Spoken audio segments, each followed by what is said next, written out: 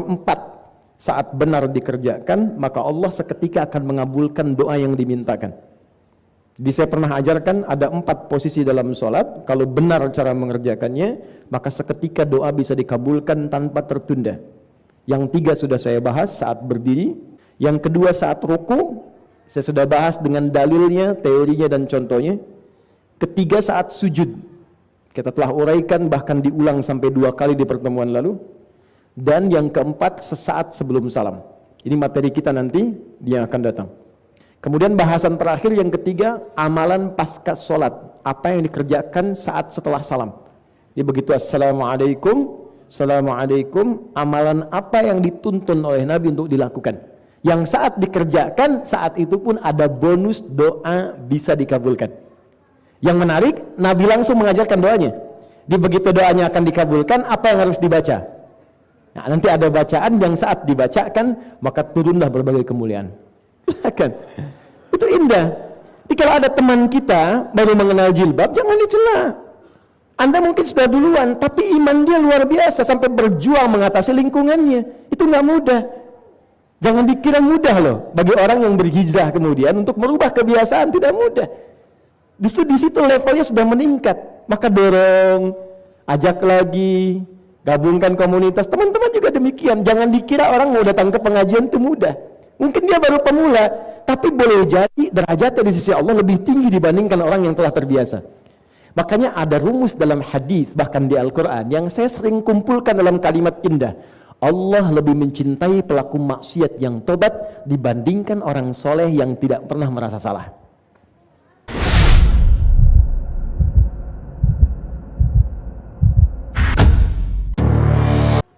Okay. Nah kalau sudah bisa mengerjakannya dengan benar, maka muncul jawabannya disebut dengan salam namanya. Salam. Wassalamun alaihi yawma wulida wa yawma yamutu wa yawma yub'atsu hayya. Salam itu tenang, damai, tentram. Makanya kalau orang belajar Islam dengan baik, dampaknya ke hati tenang. Karena itu semua ibadah dalam Islam melahirkan ketenangan. Baca Quran itu ibadah teman-teman. Kalau nggak percaya, Anda sedang gelisah, ambil wudhu, menghadap kiblat, buka mushaf, baca. Demi Allah saya katakan, walaupun solusinya belum datang, tapi hati itu akan tenang. Silakan kalau nggak percaya. Sholat bikin kita tenang. Bahkan jangankan sholatnya, tempat sholat itu membuat kita tenang.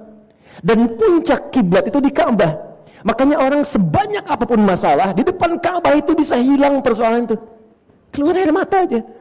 Ya Allah, tenang. Malamnya pengen itikaf, nggak mau keluar dari masjid, kan? Itu ada keindahan tertentu, nyaman, nikmat. Bahkan tempat sholat pun bikin tenang. Anda pulang kerja, ini rumus sahabat Nabi, itu rata-rata sahabat Nabi itu nggak langsung pulang, ke masjid dulu. Supaya tenang hatinya. Jadi berangkat dari masjid, sholat, minta sama Allah, ya Allah, aku menyiapkan rencana begini, berikan aku bimbingan supaya mudah kemudian menjalaninya. Pulang dari pekerjaan ke masjid, sehingga pulang dari pekerjaan itu, aura yang dibawa aura masjid, tenang. Bukan aura kantor. Aura macet, aura lampu merah, gitu kan? Nyampe ke rumah ya korbannya yang di rumah. Jadi indah, makanya masuk masjid itu lain, tenang, sholat 2 rakaat, enak, duduk bawah AC, saking tenangnya tidur aja. Nah, ini salam. Jadi salam itu damai, tentram, selamat, nyaman. Ditambah tak, kalau sudah pakai tak, artinya sifat. Tak dalam bahasa Arab sifat.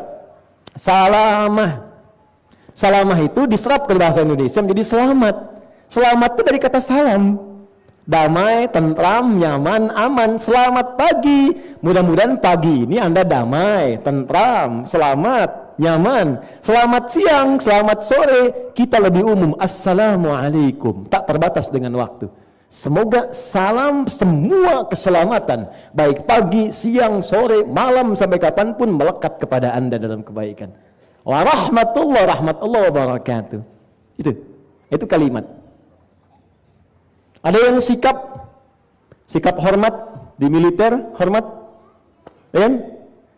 Baik, ada yang sikap hormat dalam kehidupan di kantor, masuk pimpinan kita hormat, ada yang berdiri, ya? Ada yang menyalami, ada yang sifat kejujuran, bagian dari sifat penghormatan kepada pekerjaan. Disiplin bagian dari sifat penghormatan kepada apa yang kita kerjakan. Sabar bagian sifat penghormatan pada musibah yang kita alami, sifat. Nah, kaidah dalam Quran, jika Anda diberikan penghormatan dari pihak manapun, maka balas dengan yang lebih baik. Dasar kalimat Assalamualaikum, jawab Assalamualaikum, Waalaikumsalam warahmatullah. Assalamualaikum warahmatullah, Assalamualaikum warahmatullahi wabarakatuh. Assalamualaikum warahmatullahi wabarakatuh, Waalaikumsalam warahmatullahi ta'ala wabarakatuh. Assalamualaikum warahmatullahi ta'ala wabarakatuh. Sudah nggak ada lagi, ulangi yang serupa. Waalaikumsalam warahmatullahi ta'ala wabarakatuh warahmatullahi subhanahu wa ta'ala. Udah cukup, capek. Sama seperti serupa. Ya, itu kalimat. Nah, sikap juga sama. Ada yang menghormati kita, balas. Di jalan ada orang ngasih, kita jawab, kita hormati. Buka kaca, makasih Pak, hormat. Itu sikap dasar. Orang yang pandai menghormati manusia, lingkungan, maka dia akan diangkat oleh Allah Subhanahu wa taala. Seperti orang yang pandai berterima kasih pada lingkungan, manusia atau sekitarnya, maka dia pun akan diberikan tambahan nikmat oleh Allah. Nah, ajaran itu dipraktekkan setiap hari oleh kita, dilatih oleh Allah lewat sholat. Dipaksa kita untuk menerapkan ajaran itu. Kalau Assalamualaikum kan ketemu dulu. Ketemu orangnya, Assalamualaikum. Gak ada orang, gak bisa. Kecuali masuk rumah. Karena ada setan rumah, namanya Dasim. Dasim. Perempuannya Dasimah, oke. Ya kan, kalau mau jadi perempuan tinggal tambah tak kan di ujungnya. Muslim laki-laki, perempuan muslimah. Mukmin laki-laki, perempuan mukminah. Shaim laki-laki, perempuan Dasim laki-laki. Karena Anda kalau masuk toilet kan ada setan laki-laki, setan perempuan kan? Allahumma inni a'udzubika minal khubuthi wal khaba'ith. Nah, setan yang menunggu ruang kosong itu disebut Dasim namanya. Ada 9 jenis setan. Nanti kalau udah selesai ini, kalau mau bahas boleh. Nanti saya bawakan kitabnya. 9 jenis setan. Setan wudu namanya walhan. Ada setan menggoda sholat namanya khanzab. Ada yang menyebut khinzib. Makanya kalau ada orang wudu suka ragu, ini saya udah wudu apa belum dia? Itu walhan. Ada setan pasar, Bu. Ada. Makanya kalau pulang dari mall nyampe rumah suka keinget dia. Ayah tahu nggak tadi tas itu yang mama dapat? Bagus banget ya. Suami Anda bilang, "Ma, tas kita pun yang sekarang ada itu lebih baik. Jangan lihat tas, yang penting isinya bisa membawa kita ke surga." Ya Pak ya, yang penting bisa ke surga. Tapi yang tadi juga bisa ke surga kok Pak. Nah, itu tandanya setan pasar ikut ke rumah. Dia ikut, bawa. Makanya cara kita masuk ke dalam rumah saat tidak ada orang pun, itu diajarkan oleh Nabi, ucapkan salam. Itu salam di situ bukan menghormati, tapi mengusir setan atau jin yang tak baik yang mungkin ada di dalam ruangan. Begitu dibuka ucapkan Assalamualaikum. Hadis yang mengatakan jika Anda ucapkan Assalamualaikum maka setan akan langsung mengatakan kita tidak punya tempat menetap di sini. Ya, karena yang didoakan selamat, sedangkan setan nggak selamat. Setan kan dijamin dikutuk tidak selamat. Makanya kalimat salam hanya bagi makhluk yang selamat saja. Tapi kalau Anda tak ucapkan, masuk aja, nggak ada ucapan Assalamualaikum, maka setan akan berkata dalam hadisnya kepada kawannya, kita punya tempat menetap di sini. Dibiasakan ya, masuk kamar, ruangan, gudang, apa aja, Assalamualaikum, nggak apa-apa. Ya nggak dijawab normal, ada jawaban ya lari. Ya. Ya. Saya ajarkan itu termasuk pada anak saya dari sejak dia kecil. Sekarang yang besar itu dia mau 7 tahun. Dari sejak 3 tahun saya ajarkan. Kakak, setiap masuk kamar manapun ucapkan Assalamualaikum. Kenapa Bu ya? Karena ada setan yang suka mengganggu, bahkan datang dalam mimpi. Itu yang kakak suka mimpi buruk, setannya namanya Dasim. Ucapkan Assalamualaikum. Dia langsung pergi ke kamar, dia praktekkan. Assalamualaikum Dasim. Dia sebut namanya langsung. Oke. Nggak apa, yang ini nggak usah. Syukran. Ini Mas, nanti kalau ada lagi saya. Oke, fokus sebentar. Jadi prinsipnya kita dilatih setiap hari untuk saling menghormati. Makanya saya katakan orang Islam itu udah khatam toleransi. Orang Islam itu udah pasti saling menghormati. Jadi kalau ada orang Islam hanya pandai mencela saja, itu dipertanyakan. Kenapa? Karena kaidah tahiyat ini dibawa dalam sholat, dilatih tiap hari. Dan kita ucapkan di awal saat kita mengucapkan dalam kondisi kita duduk itu, kalimatnya at-tahiyatu lillah. Oke, yuk kita lihat. Disebut langsung tahiyat. Bahkan dijamakkan. Kalau jamak itu sedikit atau banyak? Banyak. Di sini, kenapa kalimatnya dijamakkan? Karena di sini Allah ingin mengajarkan kepada kita tentang bagaimana dampak kebaikan yang banyak ketika kita bisa mempraktikkan nilai-nilai kehormatan dalam kehidupan. Yuk kita tuliskan. Ada sekitar 7-9 jenis bacaan dalam tahiyat. Saya masuk ke bacaan dulu ya. Saya bacakan yang populer dulu, yang paling populer. At-tahiyyatul mubarakatus salawatut tayyibatu lillah. Kesananya sama semua. Yang kedua, at-tahiyyatu lillah was-salawatu wat-tayyibah. Bedanya hanya di sini saja, kesananya sama semua. Saya mohon izin, saya tuliskan dulu. Nanti insyaallah teman-teman, ini materinya saya ringkaskan. Saya sudah ada dalam bentuk PowerPoint sebetulnya. Cuman saya minta teman-teman ingatkan, tapi tidak ada yang nyampaikan untuk saya emailkan. Setelah ini ya, saya emailkan, nanti tolong dikirimkan ke teman-teman semua. At-tahiyyat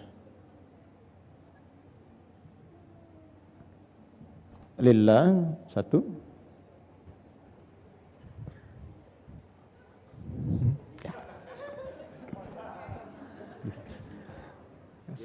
Yang ini ya. Ya. Jazakallah khair. Ke bawah sini. Ya.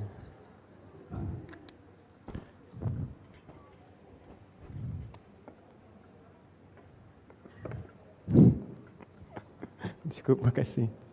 Syukran. Sudah? Versi pertama. At-tahiyyatu lillah was-salawat wat-tayyibah.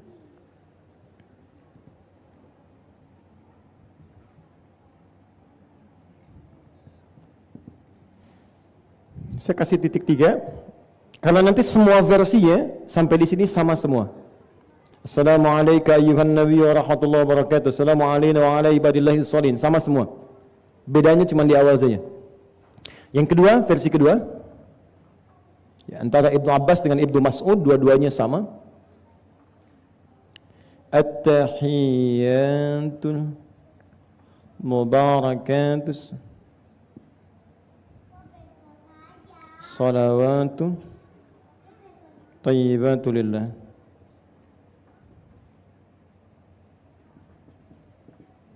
Lillah. Dua-duanya diajarkan Nabi ya, ingat. Keduanya yang populer, ini saya tuliskan yang populer dulu karena waktu kita terbatas. Ini keduanya diajarkan Nabi.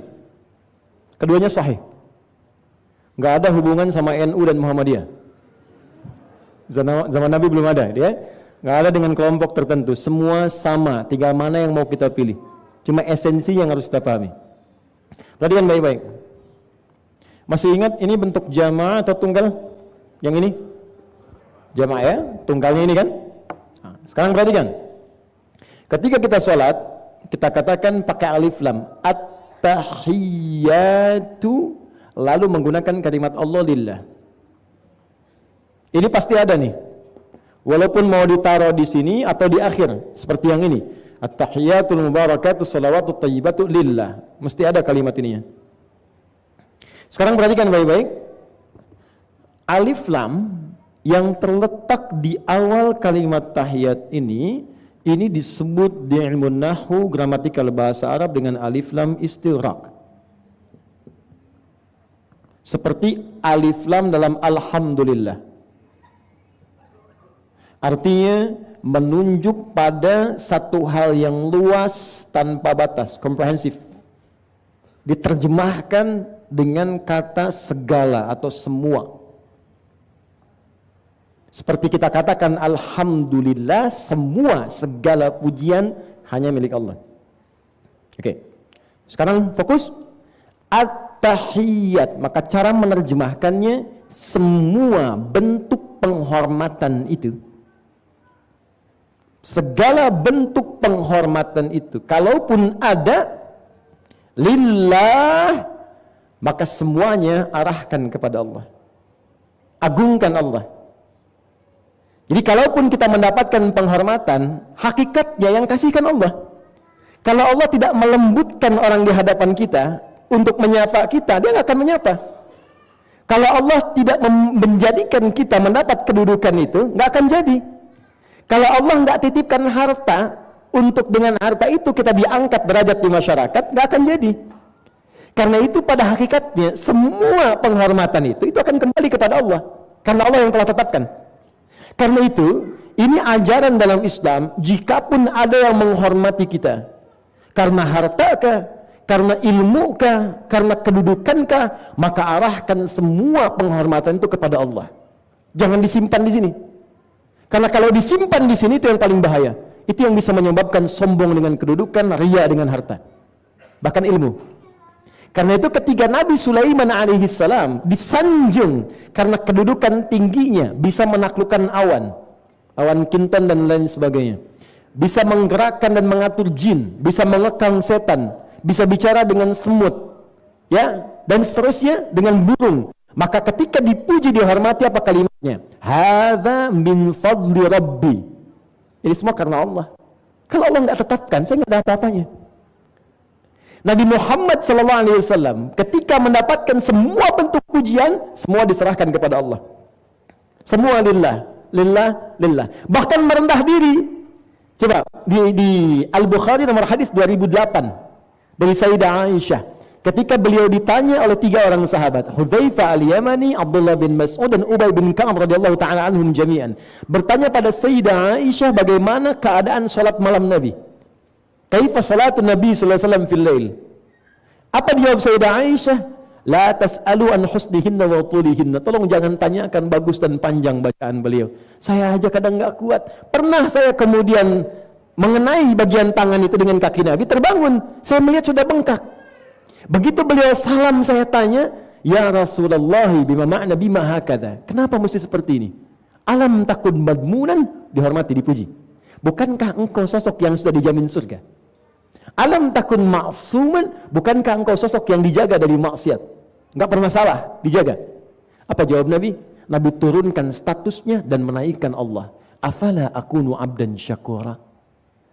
Aisyah, aku ini cuma hamba. Apa enggak boleh aku jadi hamba yang bersyukur dengan semua titipan itu? Saya berikan satu berita yang mungkin belum pernah ditemukan di yang lain. Ini Nabi Muhammad itu satu-satunya Nabi yang menghimpun semua mukjizat dari Nabi-Nabi sebelumnya. Nabi Muhammad. Nabi Sulaiman tadi bisa bicara dengan semut, dengan hewan. Nabi Muhammad pun demikian. Kan jangankan hewan, dengan tumbuhan bicara. Ketika beliau naik ke atas mimbarnya, pohon kurma, pelepah kurma itu yang jadi bagian mimbarnya, tiba-tiba kemudian menangis ketika mihrab akan dipindahkan.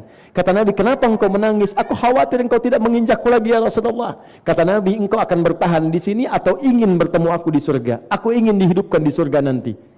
Maka kemudian dia memilih dengan surganya, dikuburkan di situ, diganti jadi mihrab baru. Nabi bicara dengan pelepah kurma yang bahkan sudah tidak ada.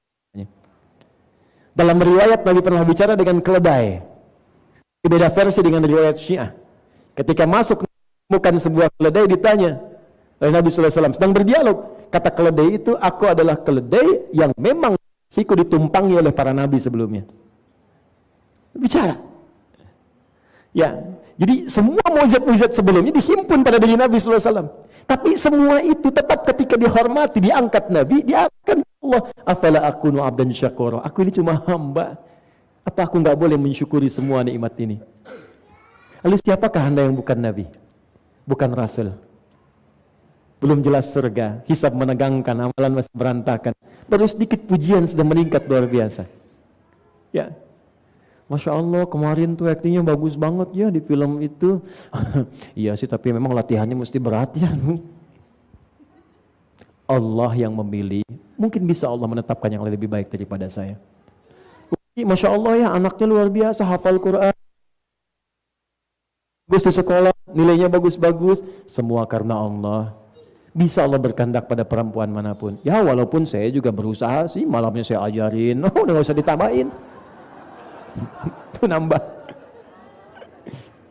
Nah jadi, maksudnya begini, kalau kita terbiasa dengan kalimat saat sholat, dilatih, kan kita baca kan 5 kali sholat kan?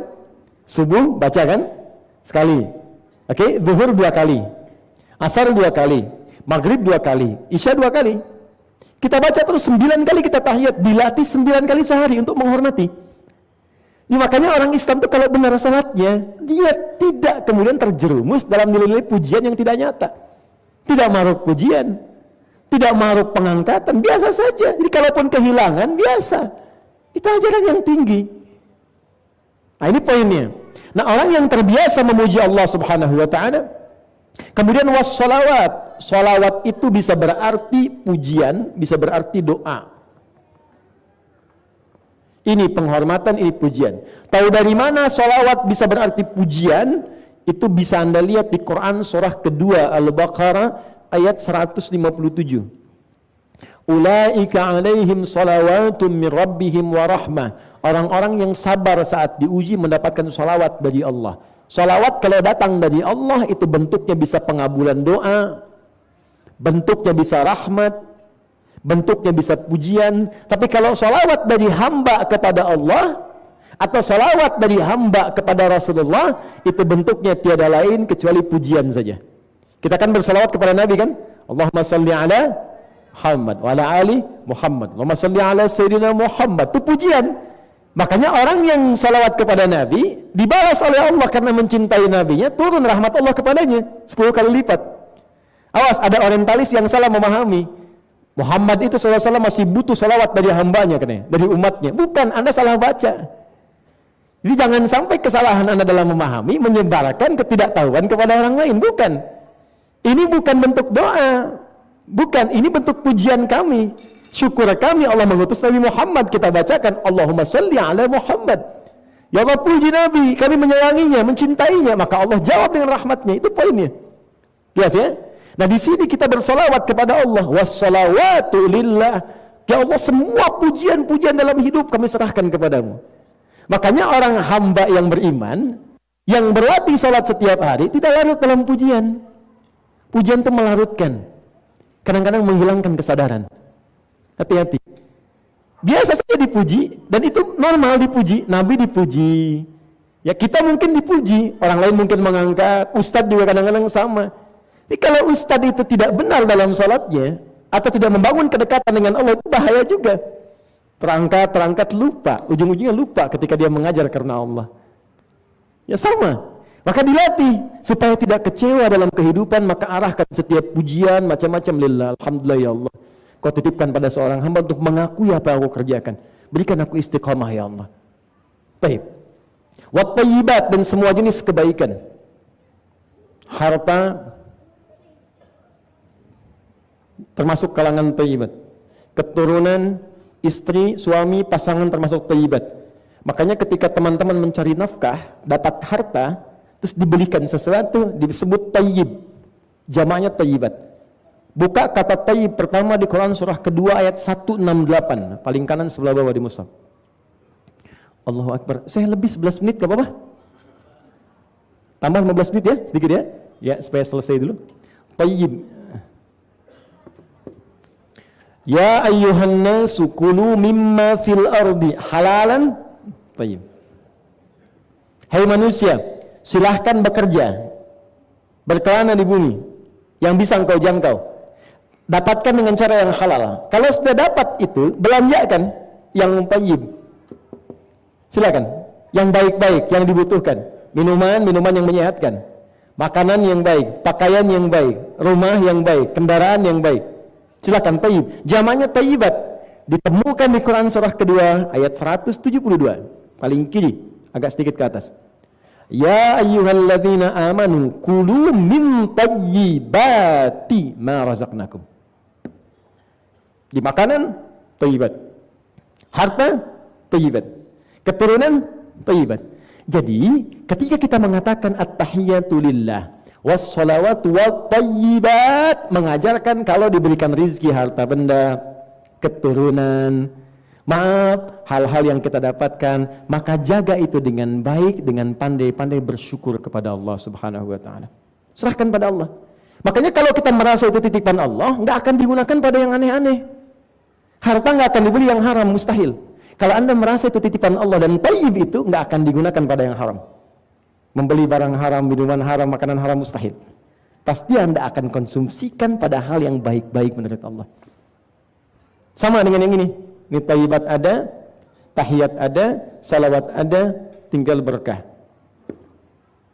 At-tahiyatul mubarakat. Kenapa di sini tidak disebutkan mubarakat? Di sini ada mubarakat karena sesungguhnya kalimat tayyibat itu sudah senafas dengan barakah. Jadi kalau sudah tayyibat itu barakah. Karena itu ketika disebutkan 172 dengan kalimat tayyibah, disebutkan di Quran surah 7 ayat 96 dengan kata barakat. Di sini tayyibat, di Quran surah 7 ayat 96 dengan barakat. Walau anna ahlal qura amanu wattaqau lafatahna alaihim barakatim minas samai wal ard. Barakat semua jenis kebaikan. Ya, secara singkat, fokus. Ya Allah, saya mengakui semua jenis penghormatan, semua jenis pujian, semua jenis kebaikan seluruhnya hanya milik-Mu saja. Paham sampai di sini? Kalau paham, saya berikan kisah sebentar untuk kita mengetahui ada apa di balik makna ini. Kita masuk pada esensinya sebentar. Masih ingat peristiwa Isra Mi'raj? Isra perjalanan Nabi dari Masjidil Haram ke Masjidil Aqsa. Mi'raj naik ke langit menerima perintah salat. Ketika Nabi naik itu, maka beliau kemudian menghadap Allah langsung diberikan perintah.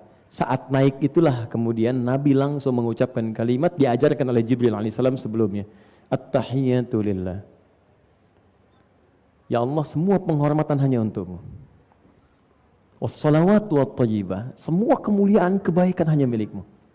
Ada riwayat lain mengatakan as-salawatu mubarakatu as-salawatu thayyibatu lillah. Ya Allah, semua kebaikan, berkah, semua nilai kesempurnaan hanya milik-Mu saja.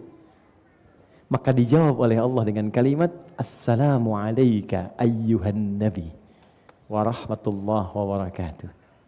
Ketika semua kehormatan, kemuliaan, pujian, kebaikan semua diarahkan kepada Allah, maka dibalas oleh Allah dengan kalimat yang indah. Makanya kalimatnya langsung menunjuk pada Nabi. Assalamu alayka. Dijawab oleh Allah. Saya tanya dulu pada Anda teman-teman sekalian. Kalau ada yang menghormati kita, kita balas tidak? Balas kan? Assalamualaikum. Waalaikumsalam. Dia hormat, kita respect. Ada hamba yang menghormati Allah dengan luar biasa, maka langsung dibalas oleh Allah. Perhatikan jawaban Allah. Assalamu alayka ayyuhan nabi wa rahmatullah wa barakatuh. 3 sekaligus. Nabi mengatakan 3, 1, 2, 3, dijawab 3 dan lebih oleh Allah. Apa jawabannya?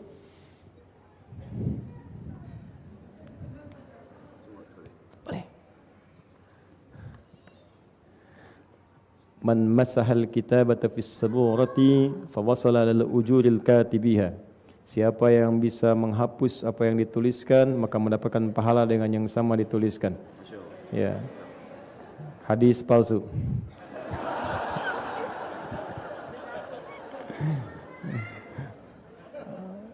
Yang asli man dalla ala khairin falahu ajru mithla ajri fa'ilihi min ghairi an yankusa min syai'. Hadis riwayat Muslim.